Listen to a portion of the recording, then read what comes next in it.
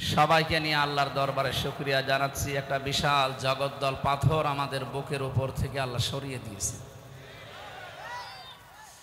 নিজেকে হালকা মনে হচ্ছে। একটা বিশাল পাথর ছিল, ওদের যে শিকড় ছিল আমি তো কাছ থেকে আঁচ করতে পেরেছিলাম। একেবারে ইউনিয়ন থেকে শুরু করে সংসদ পর্যন্ত সব জায়গায় ওরা একেবারে শিকড় গেড়ে ফেলেছিল। আল্লাহ তাআলা বলেন, ফাকতিয়া দাবিরুল কওমিল্লাযিনা যালামু, জালেমদের শিকড় কাটা হয়ে গেছে। কেটেছে কে এটা জানা নেই। এই কতিয়া মজহুল, এটা ফইলা কুতিলা, কে কেটেছে এর কর্তা জানা নেই। এই জন্যই বাংলাদেশে দেখেন আগস্টের 5 তারিখে যত জালেমদের বাড়ি ঘর ভাঙা হয়েছে, কে ভেঙেছে কেউ জানে।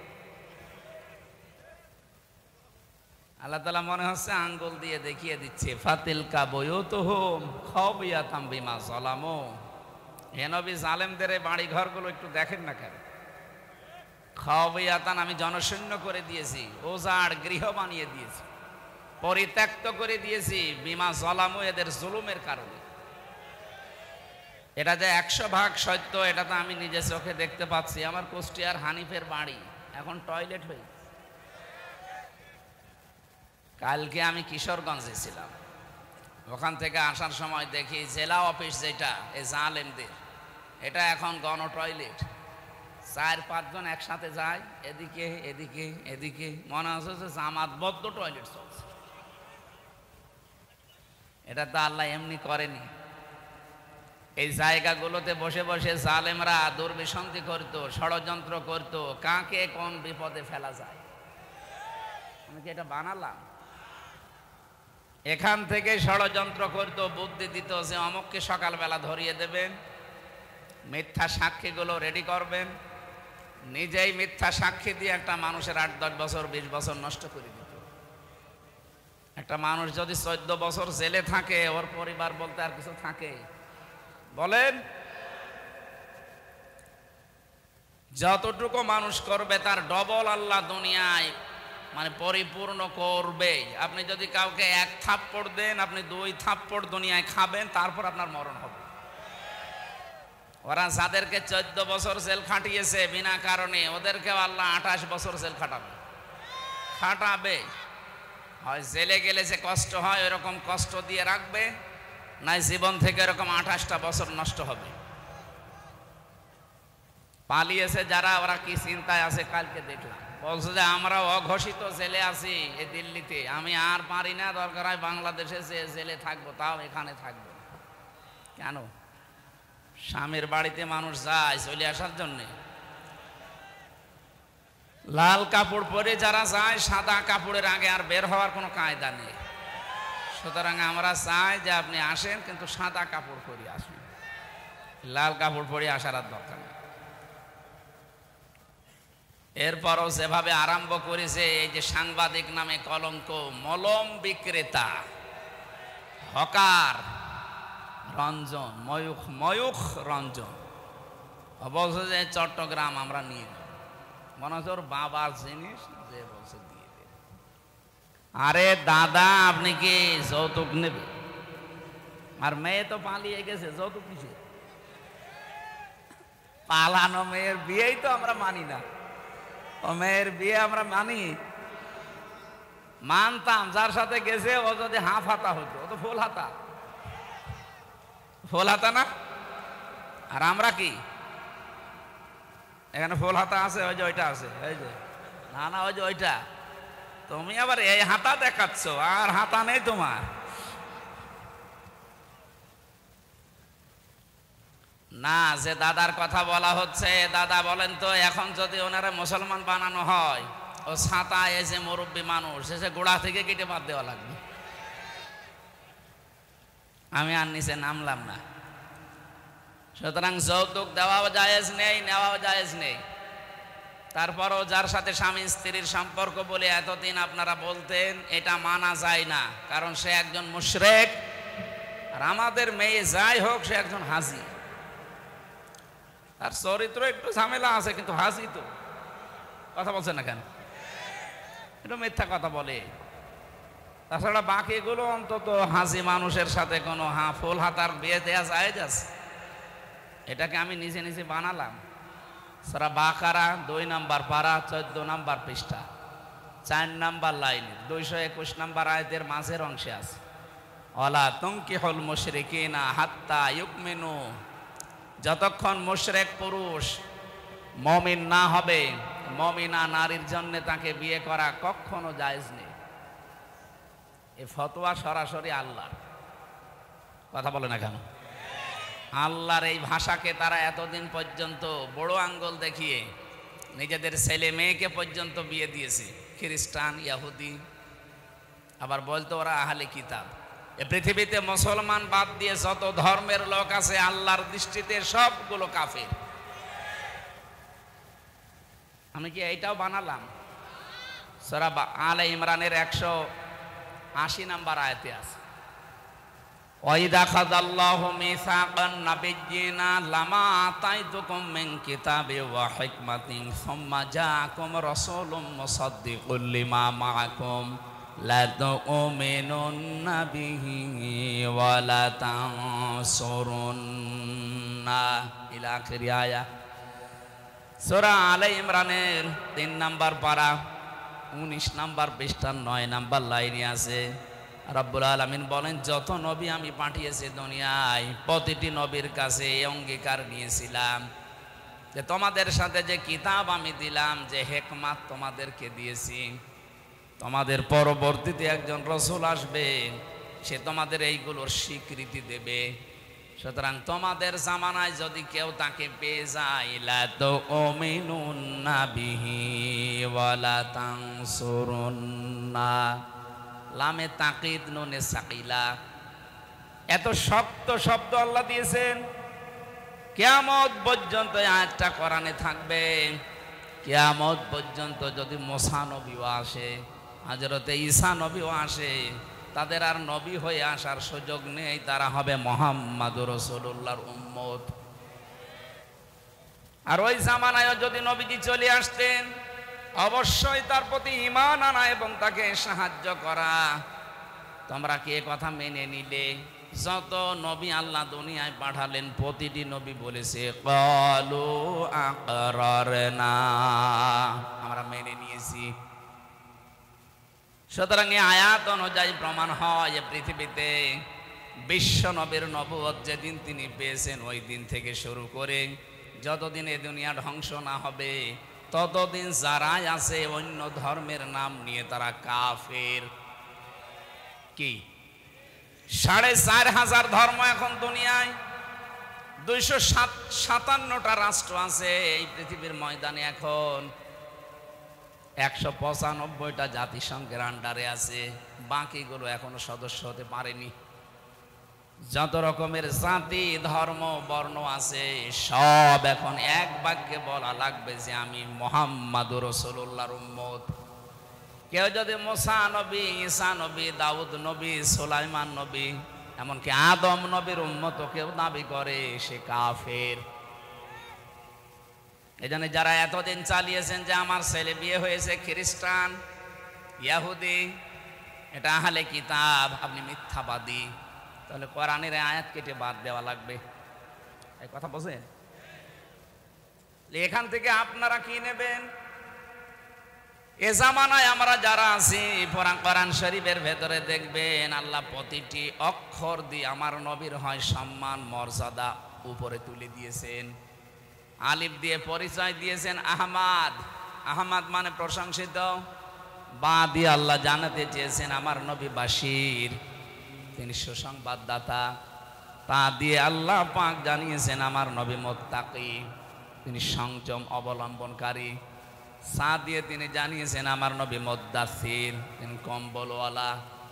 জিম দিয়ে আল্লাহ পাক বলেন আমার নবী জামিল, সবচাইতে সুন্দর। হা দিয়ে আল্লাহ পাক বলেন আমার নবী হামিম, অন্তরঙ্গ বন্ধু।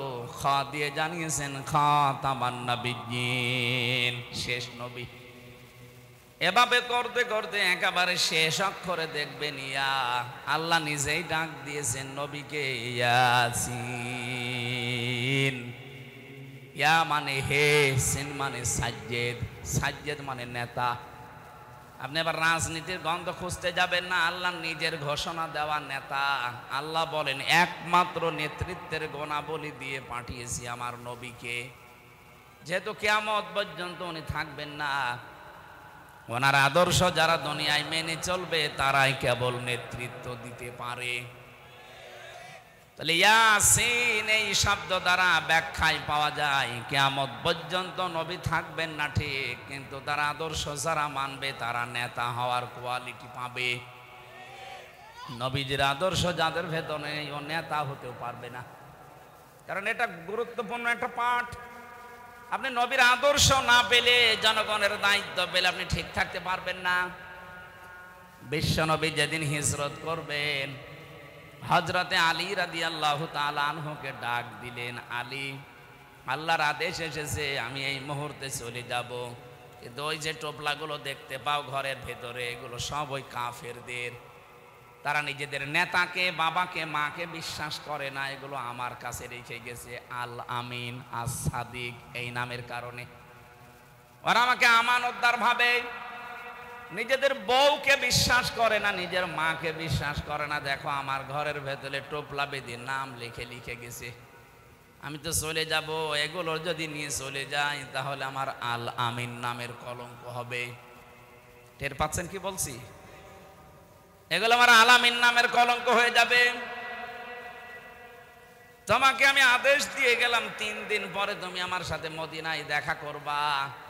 এই 3 দিনের ভেতরে সকালে এসে যখন ওরা আমাকে না পাবে, আমার বিছানায় তোমারে পাবে। যখনই পাবে এক কাজ করবা, নাম লেখা দেখে দেখে তার হাতে মালটা পৌঁছিয়ে দেবে। এটা আমানতের দায়িত্ব। যে কেউ পালন না করে সে কিন্তু মুনাফিক হয়ে মরবে।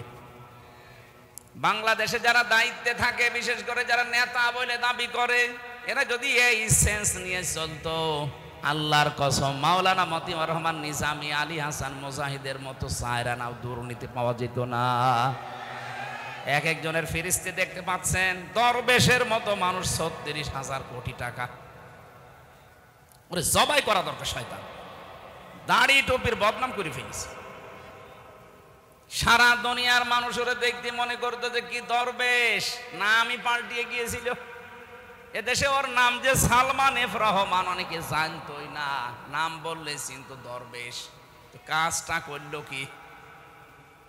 এর মতো চোর এই পৃথিবীতে আছে বলে আমার মনে হয় না। আপনি চিন্তা করেন তো, ৩৬,০০০ কোটি। পদ্মা সেতু বানানোর পরে আরো ৪,০০০ কোটি টাকা দেরি থাকবে, এত টাকাও আত্মসাৎ করেছে। দেশটা ফকলা বানিয়ে ফেলেছে এই শয়তানগুলো। আর ওরা এখন দোষ ধরে যে মাওলানা কেন আসবে রাজনীতিতে। শয়তানেরা আসে না, এই জন্যই তো তোমরা পুরা জমিন ফিরি পেয়েছো। মন যা চেয়েছে তাই করেছে। ভূমি মন্ত্রীর দায়িত্ব ছিল যারে, তার বাড়ির সংখ্যা দেখলাম ৬২০টা। কত বাড়ি লাগবে আপনার? এখন তার একটা বাড়িতেও থাকতে পারেন না, সবগুলো এখন ওঝার গৃহ হয়ে যাচ্ছে। আল্লাহ কোরআনে কারিমে যা দিয়েছেন একেবারে খাপের খাপ মিলে যাচ্ছে। আল্লাহ পাক বলেন তো, জুলুমের কারণে ওই জায়গাটা পর্যন্ত আমি আল্লাহ অভিশপ্ত বানিয়ে দিয়েছি। বিমা জলামো, ওদের জুলুমের কারণে ওরা যেখানে থাকতো ওই জায়গাটাও এখন কিয়ামত পর্যন্ত অভিশপ্ত। আমি হানিফের বাড়ির নাম বললাম, এমনি আমি দেখে এসেছি। দিনাজপুরে গিয়েছিলাম, ওখানেও একজনের বাড়ি দেখলাম। কিশোরগঞ্জে তো বললামই, ওটা জাতীয় টয়লেট চলছে। আমাদের এখান থেকে যেটা নেওয়া দরকার, আগামীতে যারা আসবেন, জালেমদের এত বড় শিকড় কেটে দিয়ে যদি আল্লাহ বাড়ি ঘর পর্যন্ত পরিত্যক্ত করে দিতে পারে, আগামীতে যারাই বসবেন তারা যদি সত্যি জনগণের উপরে জুলুম করার মন মানসিকতা হয়, 5 বছর পরে আপনার বাড়ি পরিত্যক্ত হয়ে যাবে। কি বলেছি টের পেয়েছেন না? টের পান? আলহামদুলিল্লাহ। আমরা যেন শিক্ষা নিতে পারি। আয়াতের পরে এটার আরবি আছে, আমি বাংলাটা বললাম। ইন্না ফি যালিকা লায়াতাল লিকাউমিন ইয়ালামুন। রব্বুল আলামিন বলেন এর ভেতরে তো জন্য শিক্ষা আছে। এখানে লামে তাকিদ আছে। আরবি গ্রামার যারা জানে লামে তাকিদ দিয়েছেন আল্লাহ। এমনিতে আল্লাহ স্বাভাবিকভাবে কথা বললেই তো হতো, আবার গ্যারান্টি দিলেন কেন? তার মানে এটা আল্লাহ ঘটাবেন, মাস্ট বি, এর ভেতরে কোনো সন্দেহ নেই। আয়াত শুরু করার আগেই দিয়েছেন ইন্না, মাঝে দিয়েছেন লামে তাকিদ। আল্লাহ পাক বলেন অবশ্যই এর ভেতরে শিক্ষা আছে যারা জ্ঞানী মানুষ তাদের জন্য। আর যদি ওটা তার কাটা থাকে মাথার, বুদ্ধিহীন হয়, পাগল হয়, নির্বোধ হয়, ওর জন্য এখানে কোনো শিক্ষা নেই। আমরা যেহেতু মাথার তার কাটা না, পাগল না, নির্বোধ না, বুদ্ধিমান বলে দাবি করি, অবশ্যই আমাদেরকে এখান থেকে শিক্ষা নেওয়া লাগবে। আমি দেখতে পাচ্ছি এদেশে অনেকে এখনো পর্যন্ত থালা হাতে পায়নি, তারপরও শুরু করে দিয়েছে উল্টাপাল্টা। এটা ঠিক হচ্ছে না, আপনার বদনাম হয়ে যাচ্ছে। আপনার কারণে দলের বদনাম হচ্ছে, আপনি টের পাচ্ছেন। আজকে গোবিন্দ পরামানিকের সকালের বক্তব্য দেখেননি? নারায়ণগঞ্জের বন্দরে আজকে সকালে একটা ভিডিও ভাইরাল করে দিয়েছে, আমি নাম নিলাম না, ওই দলের একজন নেতা যে প্রকাশ্যে চাঁদাবাজি করছে। কি হয়েছে আপনার? ওই পর্যন্ত যখন যাবে তারেক জিয়া পর্যন্ত পেছনে লাত্তি দিয়ে একেবারে দল থেকে বহিষ্কার করে দেবে। কারণ আপনার মতো আগাছার জন্য বিএনপির মতো এত বড় দলের বদনাম উনি জীবনও মেনে নেবে না। সারা দেশে দেখছে উল্টা পাল্টা শুরু হয়েছে। আপনার চাইতে অত্যাচারিত আমরা কম হয়েছি। এখনো পর্যন্ত তো কাদা লাগে না এদের গায়ে যে এরা চাঁদাবাজি করেছে। আপনি বলেন তো কোন কারণে এগুলো আরম্ভ করেছেন? সারা বিশ্বের মিডিয়া এখন এই সমস্ত শয়তানগুলো যারা আছে ওরা তো বসে নেই, ওরা নিজেরা ষড়যন্ত্র করে হয়নি, তখন ওরা হিন্দুদেরকে কাজে লাগাচ্ছে। আপনি আজকেও পঞ্চগড়ে এবং মাগুরায় এই দুইটা জেলার মানুষ গেছে চিকিৎসা করার জন্যে, ওরা ওদেরকে টাকা পয়সা খাওয়িয়ে বলছে বলো এই কথা যে আমরা বাংলাদেশে টিকতে পারলাম না, চলে আসলাম। ওরা বলছে আমরা চিকিৎসার জন্য এসেছি। ওই যে মলম সাংবাদিক, ওর খালি চুলকায়। আমার মনে হয় রে বাংলাদেশে হিজরাদের ভেতরে দিয়ে দেওয়া দরকার, কামড়িয়ে খাবে ও। শয়তান তো টের পাই।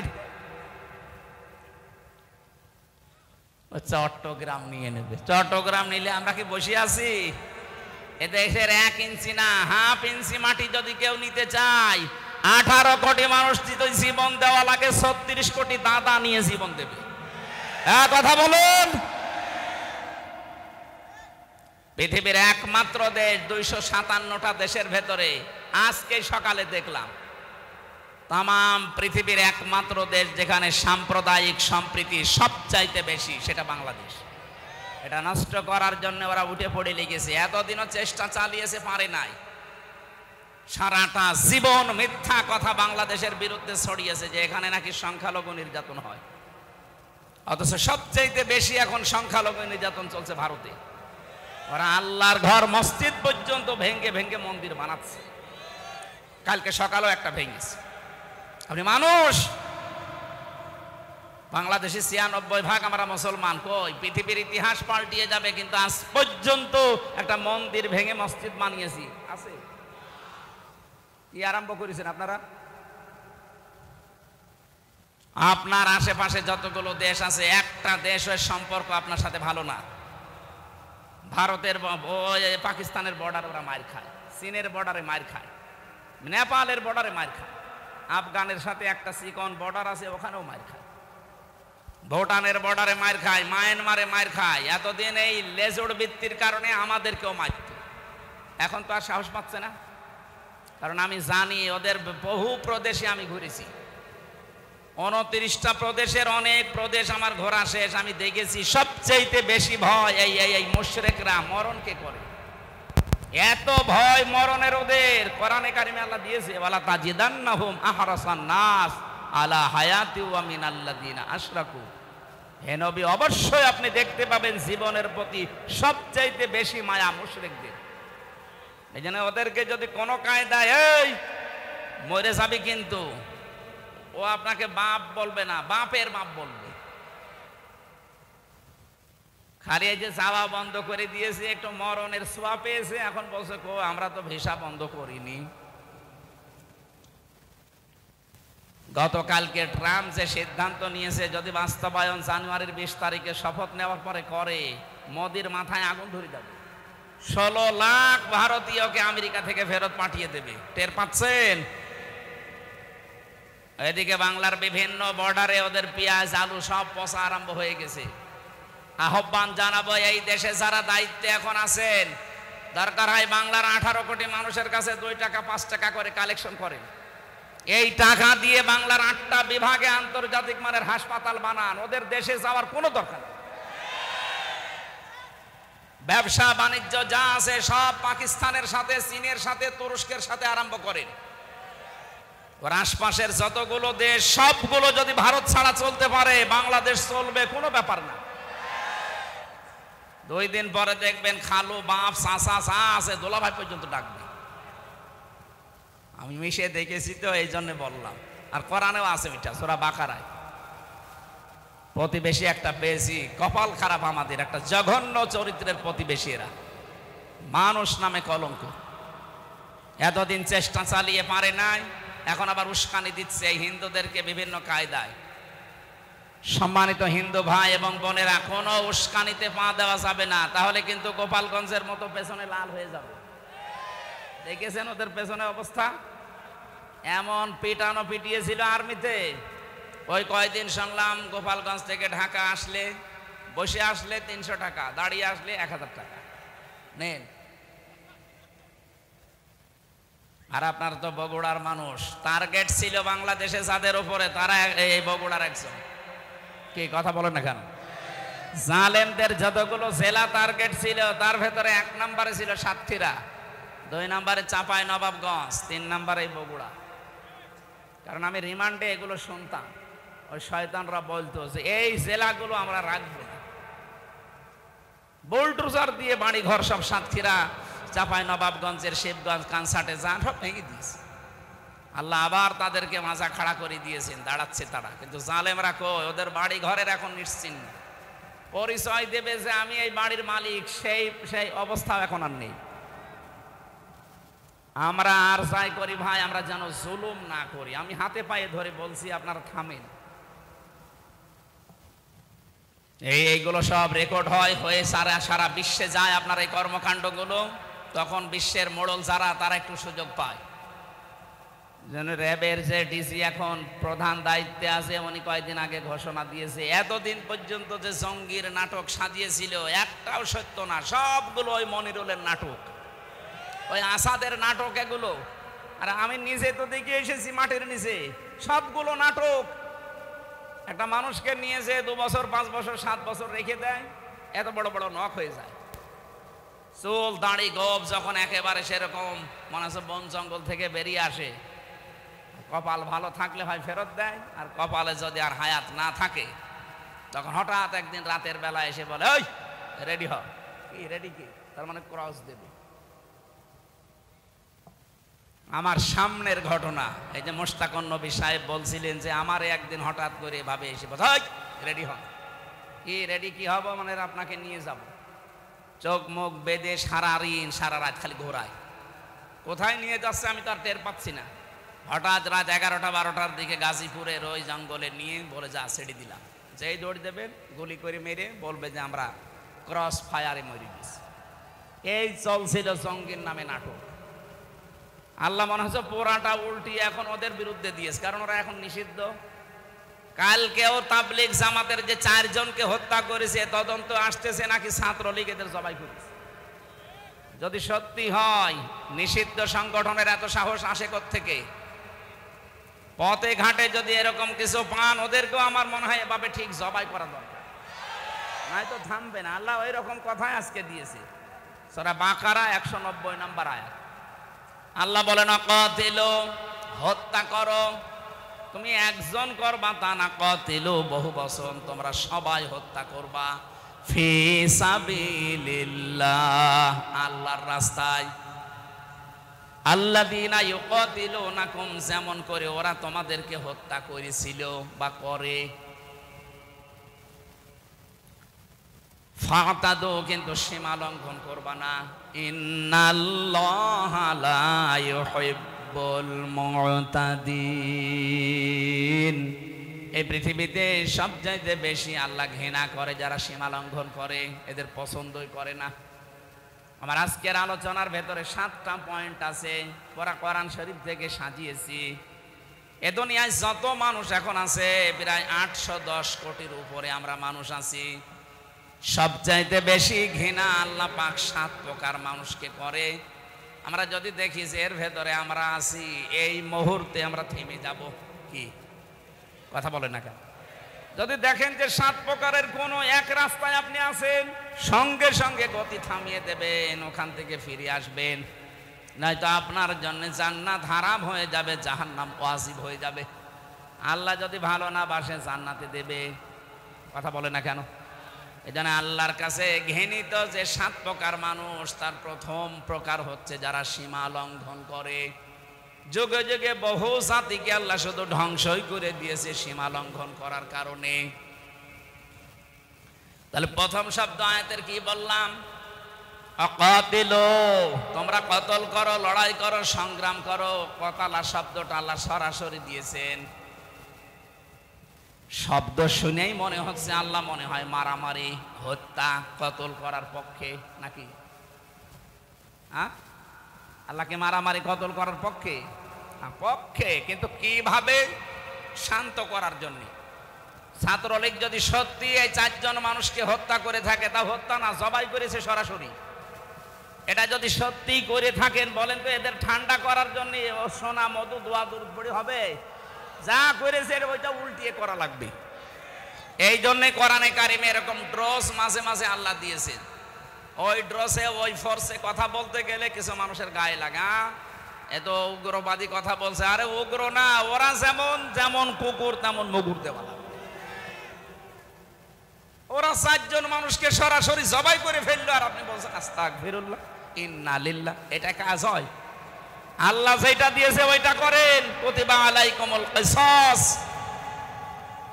ওদের উপরে কিসাসের বিধান যদি এখন সত্যি আমরা জারি করতে পারতাম, আগামী কিয়ামত পর্যন্ত এই দেশে কোনো অবৈধ হত্যা হতো না।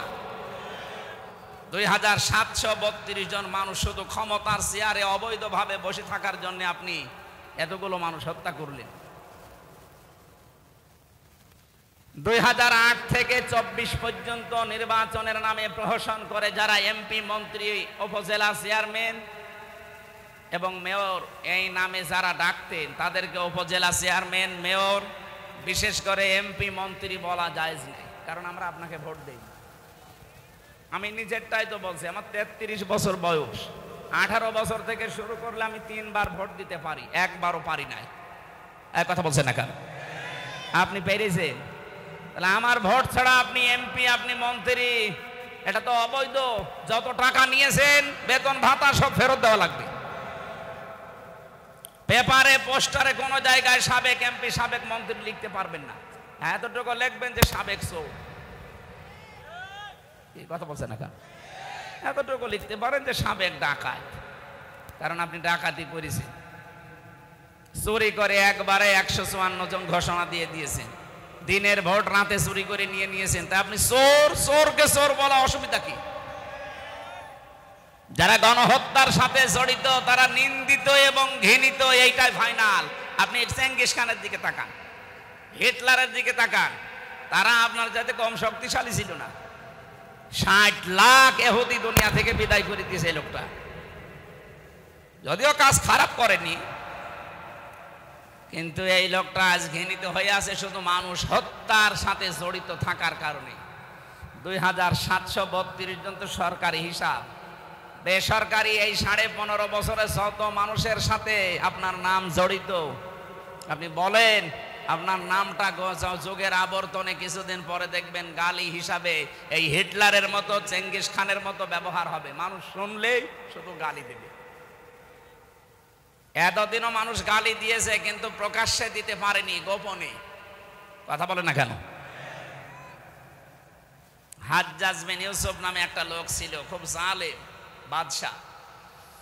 মন্ত্রী পরিষদ একদিন এসে বলে, বাদশাহ আপনার জন্য তো বাইরে যেতে পারি না, শুধু মানুষ গালিগালাজ করে, মানুষ খালি আমাদেরকে জালেম বলে ডাক দেয়।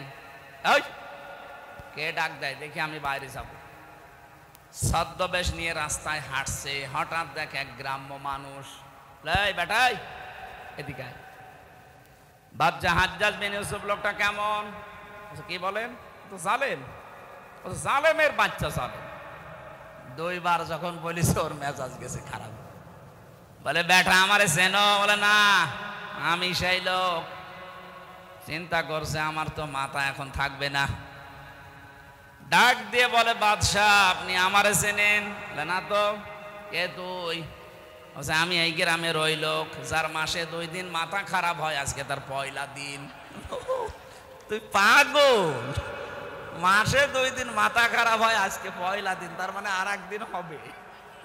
এর মতো পাগলের সাথে কথা বলে লাভ নেই। পাগল বলে ওই দিন বেশি গিয়েছে। এই কথা বলে না কেন? আমরা এই 15.5 বছরে পাগল বলেই বেশি আছি। নাই তো সে স্টিম রোলার গেল, বেশি থাকার কথা। আপনি কিছু টের পাচ্ছেন? মানুষ সামনাসামনি হয়তো অনেকেই প্রশংসা করেছে, কিন্তু পেছনে যে খবর নিয়েছিলেন, এই লক্ষ লক্ষ কোটি কোটি টাকা খরচ করে মূর্তি বানালেন, কি হলো? 3 ঘন্টাও টিকতে পারেনি। সারা দেশে 3 ঘন্টায় সব উল্টিয়ে পাল্টিয়ে একেবারে মাটির সাথে মিশে দিয়েছে। যেটা মিশতে চায়নি কুষ্টিয়ার ওই 5 রাস্তার মোড়ে, শয়তান এত শক্ত ভাঙা যাচ্ছিল না, বেগুন এসে ভেঙেছে, তাও রাখে না জনগণ। এই জন্য হয় না ভাই, জোর করে কিছু করতে যাবেন না। হ্যাঁ, একটা কাজ করেছিল, এখন মুসলমানদের আবেগের জায়গা, এই কারণে ওটা পাল্টানো যায় না। জিয়া আন্তর্জাতিক বিমানবন্দর, এ জেলার কৃতি সন্তান সাবেক রাষ্ট্রপতি শহীদ প্রেসিডেন্ট জিয়াউর রহমান, তার নামটা পাল্টিয়ে দিয়েছিল শাহজালাল বিমানবন্দর। মানে যাতে মাতাল হলো তাহলে ঠিক আছে, কারণ জানে যে এই নাম পাল্টিয়ে যদি আমার বাবার নাম দেয়, যদি কোনোদিন বাংলার জনগণ আবার আসে, আমার বাবাকেও ছাড়বে, আমারও ছাড়বে। এই জন্য নামটা বাবার আর দেয়নি, বাবার বাবার বাবার বাবা দিয়েছে। এমন নাম যে মুসলমানদের আবেগের জায়গা, আমরা কিছু করতেও পারি না। ওটা যদি বাবার নামে থাকতো না। বিমানবন্দরের সামনে এক বাবা ছিল, ও বাবারে একেবারে জায়গা মতো পাঠিয়ে দিয়েছে। কথা বলছে না কেন? এই মূর্তি সংস্কৃতির সাথে আমাদের মুসলমান যারা কোনো সম্পর্ক আছে না, আমরা ওই সম্পর্ক রাখি না। কারণ আমাদের আদি পিতা হযরত আদম থেকে শুরু করে যত নবী আল্লাহ পাঠিয়েছেন সব মূর্তির বিরুদ্ধে। আর এরা পোড়াটা উল্টিয়ে মূর্তির সংস্কৃতি দিয়ে আমাদেরকে শিরিক করাতো। কত ছোট ছোট ছেলে মেয়েরা দেখতাম যে এইভাবে করে, সবে এটা টাঙিয়ে রাখে বাবার, এইভাবে করে, প্রকাশ্য শিরিক। এই শিরিকের কারণে আল্লাহ নিরাপত্তা তুলে নেয় এলাকা থেকে। কাবা শরীফে এত নিরাপত্তা কেন? কারণ ওমান দাখালাহু কানা আমিনা, এখানে প্রবেশ করো নিরাপত্তা দিয়ে দেবে আল্লাহ। একটাই কারণ, সেখানে শিরিক নেই। কি নেই বলেন? বাংলাদেশ কি কাবা শরীফ? এটা কত দূর? 6500 কিলোমিটার। তাহলে এইটা যদি এখন আপনি কাবা শরীফের মতো নিরাপত্তা দিতে চান, এই 56,000 বর্গ মাইল, কোনো কাজ করা লাগবে না। কি করা লাগবে? প্রথম নাম্বারে সূরা আনামের 82 নাম্বার আয়াত, আল্লাযীনা আমানু ওয়া লাম ইয়ালবিসু ঈমানাহুম বিজুলমিন উলাইকা লাহুমুল আমনু। আল্লাহ পাক প্রথমেই বলেন, যারা ঈমান আনো এই দেশে, ঈমানের সাথে সাথে যদি জুলুম করতে না চাও, তার মানে এখানে জুলুম মানে শিরিক। আপনি তাফসীর যত দেখবেন, এখানে জুলমিন আর শিরকিন। যারা শিরিক থেকে পবিত্র থাকতে পারবে, উলাইকা লাহুমুল আমনু, আল্লাহ এইভাবে দেখিয়েছেন যে এই মানুষগুলো, বাংলার এই 56,000 বর্গ মাইলের এই 18 কোটি মানুষের জন্য আমি আল্লাহ নিরাপত্তার গ্যারান্টি দিয়ে দিলাম। সুবহানাল্লাহ বলতে পারেন? সুতরাং আশপাশের প্রতিবেশীদের দ্বারা যে ষড়যন্ত্র হচ্ছে, নিরাপত্তা বিঘ্নিত হচ্ছে আমাদের, আজ আমরা অনেকে আতঙ্কে আছি ওই শত্রুদের কারণে, এবং এই দেশে অনেকে এখনো লুকিয়ে আছে ঘাপটি মেরে এই শত্রুদের কারণে। এ দেশটা এখন শান্তি শাস্তি নিরাপত্তা দিয়ে কাবার মতো যদি ঢেকে রাখতে হয়, শিরিক বর্জন করা লাগবে। কথা বলে না কেন? বাংলাদেশে বহু শিরিক আছে প্রকাশ্যে গোপনে, প্রকাশ্যে একটা শিরিকের কথা বলছি, দেখেন তো আপনি ছাড়তে পারেন কিনা। যে মানুষগুলো এই দুনিয়াতে বিশ্বাস করে ক্ষমতার উৎস জনগণ, তারা শিরিক করছেন। শিরিক যারা করে তারা মুশরিক। কথা বলছে না কেন?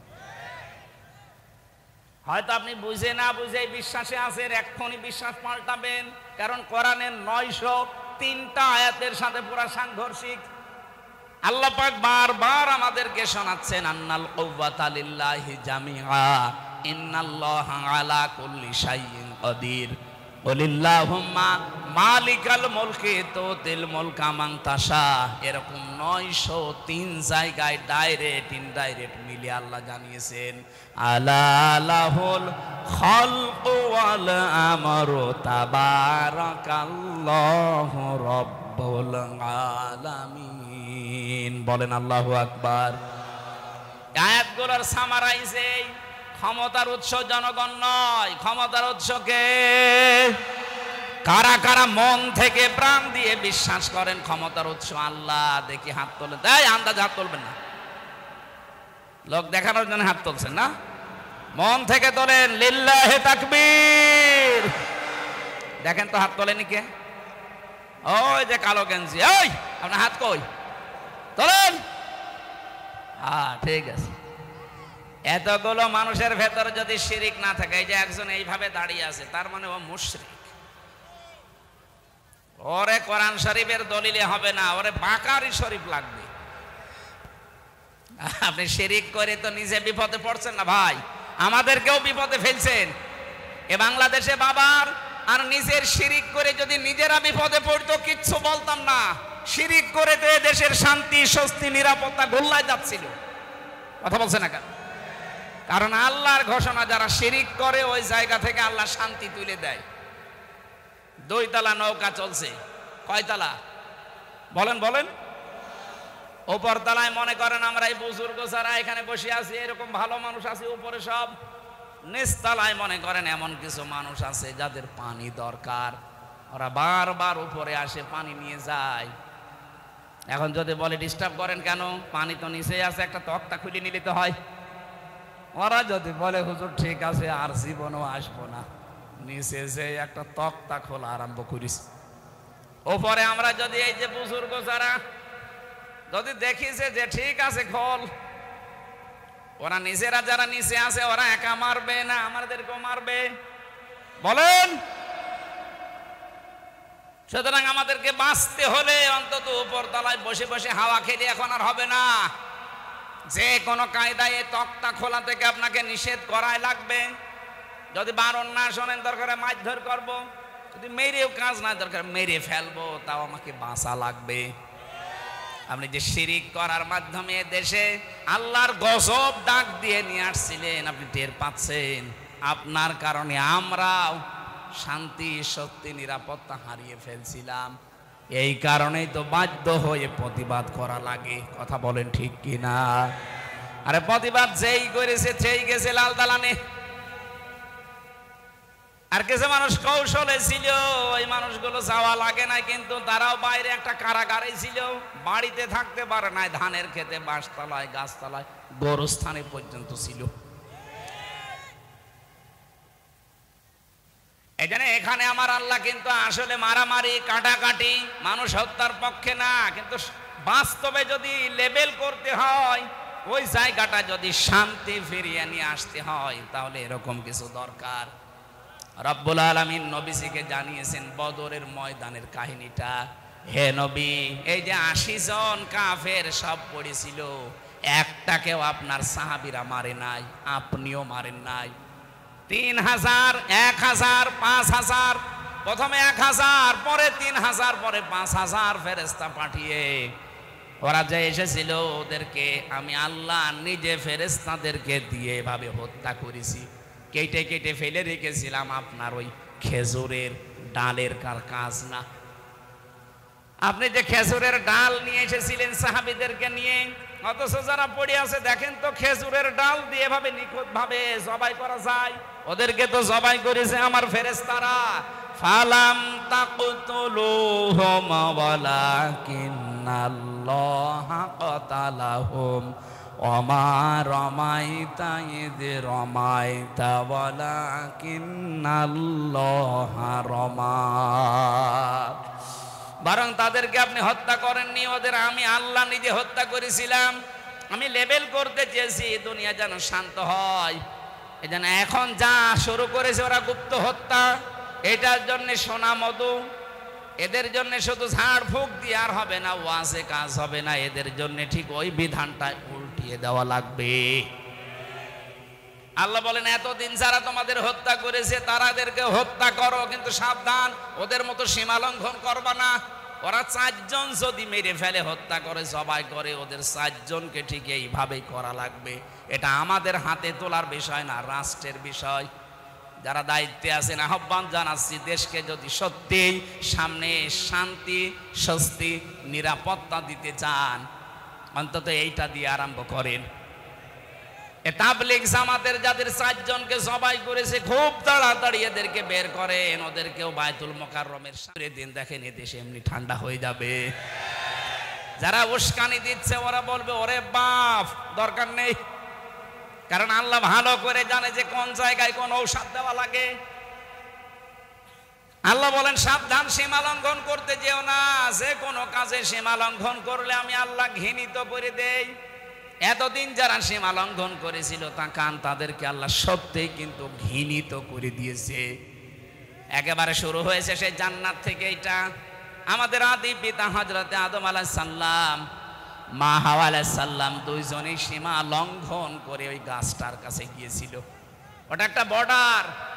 আমরা মনে করি ওটা শুধু গন্ধম গাছের জন্যই খাস, না। যারা এখানে তাফসীর বোঝেন তাদেরকে বলছি বাড়ি যে পড়বেন, وَقُلْنَا يَا آدَمُ اسْكُنْ أَنْتَ وَزَوْجُكَ الْجَنَّةَ وَكُلَا مِنْهَا رَغَدًا حَيْثُ شِئْتُمَا। রব্বুল আলামিন বলেন আদম, যে মেয়েটাকে বিয়ে করলে একে নিয়ে এবার বাবার বাড়ি চলে যাও। আদমের বাড়ি মানে জান্নাত। আদমের বাড়ি কোনটা বলেন বলেন? আর আমাদের বাবার বাড়ি, উনি যেহেতু আমাদের আদি পিতা বাবা, এই জন্য আমাদের বাবার বাড়ি জান্নাত। এখান থেকে মাসলা বের হয়, বিয়ে করে বউ নিয়ে আপনাকে বাবার বাড়ি যাওয়া লাগবে। তো কত মানুষকে আমরা দেখি বিয়ে করে আরো নিজে ঘর জামাই থেকে যায়। একটা ইতো এ বগুড়ায় ঘর জামাই আছেন? একটু হাত তোলেন তো দেখি ঘর জামাই। না নেই, এখানে নেই আলহামদুলিল্লাহ। এ জেলা তো ভদ্র জেলা, এখানে ঘর জামাই থেকে মরবে? বিয়ে করার পরে বিয়ের যে সিস্টেম গুলো শোনেন, এখানে যেহেতু গ্রাম অঞ্চলের জন্য বলছি, এদেশে বহু জায়গায় আমরা দেখি অনেকে বিয়ে করার সময় বরযাত্রী নিয়ে যায় মেয়ের বাড়িতে। এটা কিন্তু হিন্দুদের কালচার। এই যে গায়ে হলুদ দেওয়া, বরযাত্রী যাওয়া কাদের কালচার? আরো জোরে বলেন। মুসলমানদের কালচার হচ্ছে অলিমা করা। কি করা? অলিমার খবর নেই। 200 জন 250 জন নিয়ে উনি যাচ্ছে মেয়ের বাড়িতে বরযাত্রী নিয়ে। বরযাত্রী তো জায়েজ নেই, আপনি কোথায় যাচ্ছেন? আজকে থেকে জীবনে আর কোনোদিন বরযাত্রী যাবেন না। কারা হাত তোলেন তো? ও, যারা হাত তুলছে না ওরা ঝামেলায় আছে। না না ভাই, ওটা যেহেতু জায়েজ নেই, আপনি যাবেন কেন? মেয়ের বাবার বাড়ি থেকে একটা পান খাওয়াও জায়েজ নেই তার নিজের সন্তুষ্টি ছাড়া। আর আপনি 200 জন 500 জন নিয়ে চলে যাচ্ছেন, লজ্জায় কিছু বলতেও পারে না মেয়েটার কারণে। কথা বলেন না কেন? এটা মেয়েদের যে কি অধিকার আল্লাহ দিয়েছে এইটা নেই। অলিমা করে ছেলের বাড়ি না মেয়ের বাড়ি? ছেলের বাড়ি। কার বাড়ি? যেন ছেলের বাবা যারা আছেন আজকে থেকে বরযাত্রীর চিন্তা ভাবনা বাদ দেন। এখন থেকে অলিমা হবে এটা আপনার বাড়িতে। দরকার হয় মেয়ের বাড়ির আরো 200-300 জন নিয়ে আসেন। আমি বারবার বলছি কেন? কারণ আমার তো ছেলে নেই, আমার মেয়ে, আমার বাসা লাগবে না। না, তারপরেও ইসলামের নিয়মটা তো বলা দরকার। আমরাও পালন করতে ওই সময় পারি নাই, কারণ আমি ওই সময় জানতাম না। যে সময় বিয়ে হয়েছিল সঠিক কথা কি আমি জানলেও ওই সময় মানতে পারতাম না, কারণ আমি তো ছিলামই একেবারে ওই রকম। সুতরাং এখন পরিবেশ যখন আমাদের এসেছে, আপনারা ছেলের বাবা যারা এই নিয়মটা পাল্টিয়ে ফেলবেন। আর কোনোদিন বরযাত্রী যাব না, কেউ দাওয়াত দিলেও বলবো না আমি ওর ভেতরে নেই, আপনি অলিমার দাওয়াত দেন আমি আসি। কথা বলেন না কেন? হযরত আদম আলাইহিস সালাম স্ত্রীকে নিয়ে গেলেন বাড়িতে, তার মানে জান্নাতে। আল্লাহ বলেন কুলা মিনহা রাগাদান হাইসু শি'তুমা, সাবধান, নিজে যা খাবে স্ত্রীকে কিন্তু ওই মানের খাবার খাওয়াবে। আল্লাহ কিন্তু আংতা ওয়া কুলা দেয়নি। যারা কোরআন পড়তে পারে, তাফসীর বোঝে, মেয়েদের প্রতি আল্লাহ দেখেন কেমন টান দিয়েছেন। আল্লাহ বলেন হে পৃথিবীর মেয়েরা, স্বামীর বাড়িতে গিয়ে স্বামী মরণের খাওয়া খাবে আর তোমাকে হালকা দেবে তা না, আমি এটা জায়েজই করি নাই। সে প্রথম তোমার আদি পিতাকে আদেশ দিয়েছি, বউ বাড়ি নিয়ে যে নিজে যেই মানের খাবার খাবে ওই মানের খাবার বউকে খাওয়ানো লাগবে। এটা কিন্তু আল্লাহর আদেশ। আজ অনেক নামাজি, অনেক রোজাদার হজ করে আসে, কিন্তু পারিবারিক জীবনে এটা নেই। না, আপনার নামাজ হবে না, কারণ এটা একটা হক। যেই মানের খাবার খাবেন, যেই মানের পোশাক পরবেন, যেই মানের জায়গায় থাকবেন, ওইটা স্ত্রীকে ওইভাবে দেওয়া, এটা আল্লাহর নির্দেশ। আমাদের আদি পিতাকে আল্লাহ দিয়েছেন। কেউ যদি মনে করে এ আর কি দুনিয়ার কাজ, এটুকু না, এইটা দিয়ে আপনার জান্নাত তৈরি হবে। কেউ যদি তার স্ত্রীর জন্যে, তার মেয়ের জন্যে খরচ করে, তার মায়ের জন্যে, নবীজি বলেন ওই টাকার হিসাব কিয়ামতে দেওয়া লাগবে না। আপনি কোন পীরের দরবারে, কোন মাজারে, কোন খানকায়, কোন বাবার দরবারে টাকা দিলে টাকার জবাব দেওয়া লাগবে না, কথা আমি পাইনি। কিন্তু স্ত্রীকে, নিজের মাকে, নিজের মেয়েকে সাধ্য মতো যদি তাদের পেছনে খরচ করেন, এমনকি স্ত্রীর সাজগোজ করার জন্য যদি মাসে ৫-১০ হাজার টাকাও খরচ হয়, পুরা ১০,০০০ আল্লাহর রাস্তায় দান করার সওয়াব হবে। মাসে ১০,০০০ না, বিয়ে করার পর থেকে আজ ৫০ বছরও ১০,০০০ টাকা সাজগোজ করার জিনিস কিনে দিয়েছেন, বলছেন না, তাই আপনার বিয়ে করার দরকার কি? আল্লাহ বলেন রাগাদান হাইসু শি'তুমা, বউ নিয়ে শুধু বাবার বাড়ি থেকে নিজের বাড়িতে এসে ঘর বন্দি করে রাখবা না। মাঝে মাঝে বেড়াতে যাও, সাধ্য মতো যেখানে ইচ্ছা যাও, যা ইচ্ছা খাও, কিন্তু সাবধান, ওয়ালা তাকরাবা হাদিহিশ শাজারাতা, এই গাছটার নিকটে যাবা না, ফাতাকুনা মিনাজ জালিমিন, তাহলে জালেম হয়ে যাবা। তার মানে এই গাছটা বলতে শুধুমাত্র ওই গন্ধম গাছই না, গাছ মানে একটা বর্ডার। গাছ মানে কি? আল্লাহ পাক বলেন পৃথিবীতে আমার এরকম বর্ডার আছে ৫০০, এই কোরআন শরীফে আছে। এই ৫০০ বর্ডারের কাছে যখনই যাবেন, আদম নবী আলাইহিস সালাম যেমন গাছ বর্ডার ওভারটেক করেছিলেন, সন্তান হিসাবে তোমরা বর্ডার ওভারটেক করবা না। যেখানে যে দেখবা যে থমকে যাবা।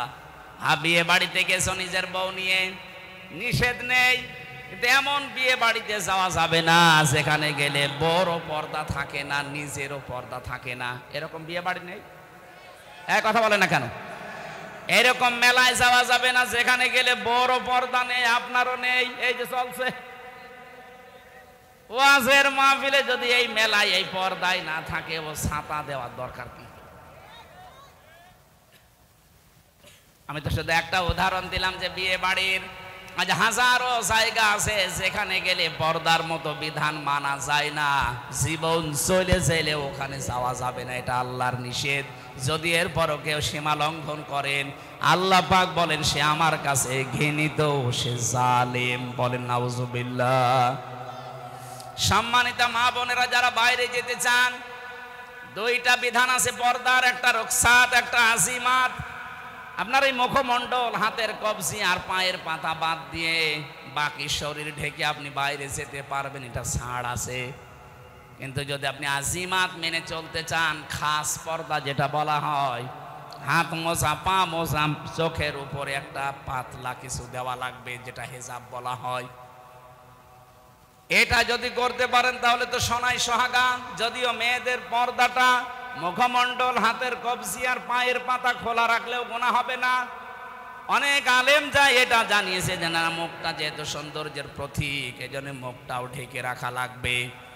ছেলেদের পর্দা হচ্ছে নাভি থেকে শুরু করে হাঁটু পর্যন্ত।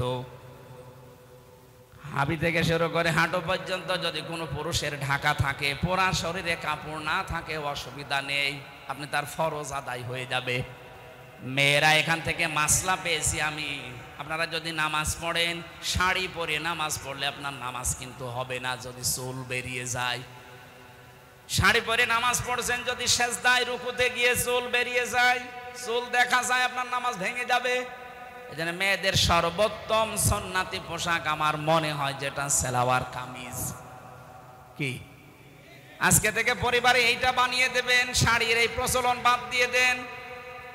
হাত পর্যন্ত হাতা বানাবেন ঢিলা ঢালা, পা পর্যন্ত লম্বা বানাবেন, ছায়া পায়জামা নিচে চাই পরুক, ব্লাউজ থাকবে এবং মাথা থেকে শুরু করে পুরা বুক টানিয়ে একটা বড় ওড়না থাকবে। হঠাৎ কোনো পরপুরুষের সামনে পড়ে গেলেও পর্দার মতো ফরজ বিধানটা লঙ্ঘন হবে না। আপনি কি ইয়ার কি মনে করেন পর্দাকে? এটা যে ফরজ অনেকে জানে কিন্তু মানে তো না, আরো টিটকারি করে। পর্দার এই বিধানটা নফল না ফরজ? নামাজের মতো ফরজ, অথচ নামাজ পড়ছে অনেক মহিলা, পর্দা নেই। আমি আশা করব এখান থেকে আপনি মেনে নেবেন, আল্লাহর সীমানার বাইরে যাওয়া যাবে না, একটা বর্ডার আল্লাহ রাব্বুল আলামিন এমন ভাবে বর্ডারটা তৈরি করে দিয়েছেন। আপনি আমরা যারা পুরুষ মানুষ আছি এখানে, যত পুরুষ আছেন, আজকে থেকে এই দুইটা ঔষধ কোরআনে আছে, আমরা এখন থেকে মেনে চলবো। তাহলে পর্দার মতো এই বিধান এবং জেনা থেকে আপনাকে আল্লাহ বাঁচিয়ে দেবে। আজ অনেক পুরুষ মানুষ কল দেয়, বলে হুজুর এক বউ কতদিন আর কি করব, ভালো লাগে না, অন্যেরটা দেখলে খুব ভালো লাগে। কি আমি নিজে পেয়েছি মোবাইলে, অনেকেই বলে এক জিনিস আর কতদিন, ভাল লাগে না, অন্যেরটা দেখলে কিন্তু খুব ভালো লাগে। এটার কারণ আছে, সূরা নূর 30 নম্বর আয়াতে আল্লাহ এই কারণটা দিয়েছেন। আপনি যদি এই কথা বলেন যে এক জিনিস 2 বছর হয়ে গেল আর কতদিন কি করব, তে আপনার মেয়েটাও তো বলতে পারে যে এক ছাতা আর কতদিন করব, বলতে পারে না? এই জন্য নিজের বর প্রতি আকর্ষণ বাড়বে, অন্যের প্রতি ঘৃণা জন্মাবে, আপনার আকর্ষণ কমে যাবে। সূরা নূরের 30 নম্বর আয়াত যদি মানতে পারেন, 15 দিন মানবেন, মাত্র 15 দিন, দেখেন আপনার অন্য মহিলার প্রতি আকর্ষণ কমবে, আল্লাহর ঔষধ মিস্টেক হবে না, হবে। মানে পরীক্ষা নিরীক্ষা করে তারপরে ঔষধ দিয়েছে। আমাদের ভেতরের অবস্থা তো আল্লাহ জানে। ডাক্তারের কাছে গেলে পরীক্ষা নিরীক্ষা করে যেমন 1 টাকার ঔষধ দিলেই সেরে যায়, আল্লাহ পাক বলেন তোর পুরা বডিটা আমি জানি যে কিভাবে বানিয়েছি, এটা পরীক্ষা নিরীক্ষা করে 2টা ঔষধ দিলাম, এখন থেকে মানা লাগবে।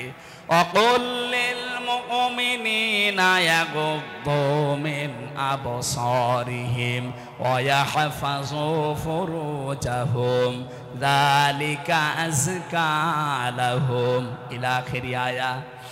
যতগুলো তাফসীর আমি মিলিয়েছি আয়াতের সাথে, সব মুফাসসিরিন ইকরাম বলেছেন 2টা এই ঔষধ পান করো, আল্লাহ গ্যারান্টি দিয়েছেন তুমি কোনোদিন জীবনে তোমার জেনার গোনা আমল নামায় উঠবে না। নিজের স্ত্রীর প্রতি তোমার ভালোবাসা আকর্ষণ বাড়তে থাকবে দিনের পর দিন। বিভিন্ন তাফসিরে দিনের উল্লেখ আছে, আমি এক তাফসিরে 15 দিন মাত্র পেয়েছি। এজন্য আপনাকে আমি আহ্বান জানাচ্ছি, মেনে চলবেন আজকে থেকে। 1 নম্বরে কোনো মহিলাকে যদি দেখেন সঙ্গে সঙ্গে নিজের চোখ নিম্নগামী করবেন, মন চাইলেও তাকানো যাবে না। নিজের স্ত্রী বাদ দিয়ে অন্য কোন মহিলাকে তো কামনা করা জায়েজ না, না কামনা করাই জায়েজ নেই, করা না শুধু হর্ষাই আছে। ইল্লা আলা আজওয়াজিহিম, এই আয়াত অনুযায়ী নিজের জায়েজ স্ত্রী বাদ দিয়ে অন্য কোন মহিলাকে কামনা করাই জায়েজ নেই। এই জন্য বলছি যারাই সামনে পড়বে সে যেই হোক, সঙ্গে সঙ্গে মন চাইলেও একটু শক্ত হন, আপনার সিদ্ধান্ত আপনাকে বাঁচাতে পারে। আপনি আজকেই সিদ্ধান্ত নিয়ে আমল করা শুরু করেন, মাত্র 15 দিন, যে 14 জন মহিলা বাদ দিয়ে যত সুন্দরী মহিলা আমার সামনে আসুক, আমি চোখ নিচের দিকে নামাবো। কয়জন মহিলা বলেন বলেন? এর ভেতরে আপনার আপন মা, আপন খালা, আপন ফুফু, নিজের ভাইয়ের মেয়ে, বোনের মেয়ে, এরপরে আপন পুত্র বধূ, যেটা এটার কি বলে আমি জানি না এলাকায়, যে ছেলের বউ, যেটা এরকম 14 জন মহিলা সূরা নেসার 21 নম্বর আয়াতের তাফসিরে পাবেন। এই 14 জন মহিলা বাদ দিয়ে পৃথিবীর কোন মহিলা, সে যত সুন্দরী হোক আর যত কালো হোক, সামনে পড়লে একবারের বেশি আর তাকাতে পারবেন না, সঙ্গে সঙ্গে আপনি নিচের দিকে নিম্নগামী করবেন। আপনি আজকের পেপারে দেখেছেন বাংলাদেশের সবচাইতে বেশি যেটা বেড়ে যাচ্ছে সেটার নাম ডিভোর্স। এই একটাই মাত্র কারণ, নারী পুরুষের উভয়ের জন্য নিজের জায়েজ জিনিসগুলো ভালো লাগে না, অবৈধ জিনিস শয়তান তখন আকর্ষণীয় করিয়ে দেখায়, তখন নিজেরটার প্রতি আকর্ষণ কমতে থাকে, ওইটার প্রতি বাড়তে থাকে। আপনি যার দিকে তাকিয়ে শান্তি পান, ওই মহিলার ভেতরে যা আছে আপনার বর ভেতরে কম আছে। 4-5 বছর বছর বছর বছর না, ওর কি বয়স হয়েছে? ও বললে মানায়, ওর বাবা বললে মানায় তো। এই যে থানা থেকে বাবু এসেছে, বড় বাবু, যত রকমের মামলা থানায় যাচ্ছে হয় মেয়েলি, বেশিরভাগ মেয়েলি। কারো মেয়ে হয়তো বেরিয়ে গেছে, আমাদের যেমন চলে গেছে, এরকম করে আমাদের তো বিদেশে পালিয়েছে, আর এটা হয়তো দেশের ভেতরে পালায়। সেই মামলা বিচার করা লাগে ওসি সাহেবদের, আর খুব বেশি হলো জমি জায়গার। এই দুইটা বিষয় যদি বাংলাদেশে শান্ত হয়ে যেত, তো ওনারা আমার মনে হয় আরামে বেতন নিতে পারত। যন্ত্রণা আছে, রাত 2টা নেই 3টা নেই, আমার মেয়ে চলে গেছে কোথায়, আল্লাহ রাস্তায় নিয়ে আসে, ওই খুঁজে নিয়ে আসতে যাই 2-3 রাত ঘুম নেই। এই জন্যই বলছে নিজের চোখকে নিম্নগামী করা লাগবে। ওই 14 জন মহিলা বাদ দিয়ে যত মহিলা দুনিয়ায় সামনে পড়ুক, আল্লাহর জন্য একটু চিন্তা করেন, অনির্বচন একটা সুখ আপনাকে আল্লাহ দান করবে। এটা বোঝেন কি বললাম? অনির্বচন সুখ বাংলা এটা। এর বাস্তব হচ্ছে যে বাচ্চারা যখন মায়ের পাখি আছে না, মুরগি পাখি যাই বলেন, এর বাচ্চারা যখন নিচে এই পাখা পর পালকের নিচে যখন আশ্রয় নেয়, এই চিল কাক এদের আক্রমণ থেকে বাঁচার জন্যে, এই মোলায়েম এত সফট, এত কোমল এই পাখাগুলো, একটার সাথে আরেকটা যখন এই পালক লেগে যায়, এর নিচে পাখিগুলো আশ্রয় নেওয়ার সঙ্গে সঙ্গে বাচ্চাগুলো পাখিটা এভাবে দিয়ে ফল করে দেয়। এর নিচে বসে বসে একটা কিচির মিচির আওয়াজ দেয়। এটা বাংলাতে বলে অনির্বচন সুখ। আপনি যদি সত্যি আজকে থেকে মহিলার দিকে না তাকিয়ে চক্ষুকে নিম্নগামী করে থাকতে পারেন, কিছুক্ষণ পরে দেখবেন ওনার মনের ভেতর একটা আলাদা শান্তি আল্লাহ দিয়ে দেবেন। আপনি তো একেবারে 1 মিনিটে 3-4 বার করে দেখেন, তো শান্তি পাবেন কি করে? 2 নাম্বার, আমাদের লজ্জাস্থানের হেফাজত করা লাগবে। এটার ব্যবহার আজ যেখানে সেখানে হচ্ছে না। এই জেনা থেকে বাঁচার জন্যে আকাশ সংস্কৃতির নামে যেটা চলছে, ভারতের পিনআপ করা পত্রিকাগুলো, এগুলো বন্ধ করা দরকার সরকারিভাবে। অনেক কন্টেক্ট এই তথ্য মন্ত্রণালয় থেকে শুরু করে বাতিল করার চেষ্টায় আছে। ভারতের যখন সবকিছুই বয়কট হচ্ছে, আমার মনে হয় ওদের আকাশ সংস্কৃতিতে যা দেয় ওইগুলোও বন্ধ করা দরকার। এদেশে আমরা আমাদের চরিত্রকে আবার আগের যুগের মতো ফিরিয়ে নিয়ে যেতে পারবো ইনশাআল্লাহ।